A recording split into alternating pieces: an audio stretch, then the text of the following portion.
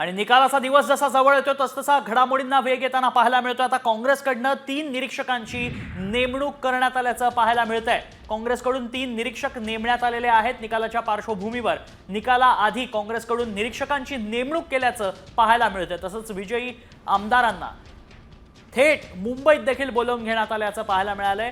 DK Shivakumar यांच्यावर देखील जबाबदारी सोपवण्यात आल्याचं पाहायला मिळालं होतं। आता काँग्रेसकडनं 3 निरीक्षक नेमण्यात आलेत। 3 निरीक्षकांची नेमणूक काँग्रेसनं निकालाआधीच केली आहे, त्यामुळे काँग्रेस आधीच सतर्क झाली आहे। घडामोडींना वेग आल्याचं पाहायला मिळतंय। गहलोत, भूपेश बघेल, जी परमेश्वरम यांची नेमणूक करण्यात आली। अधिक माहिती जाणून घेऊ, आमचे प्रतिनिधी प्रमोद जगताप सध्या संपर्कात आहेत। प्रमोद, 3 निरीक्षकांची निकालाआधीच नेमणूक केल्याचं पाहायला मिळतंय काँग्रेसकडून।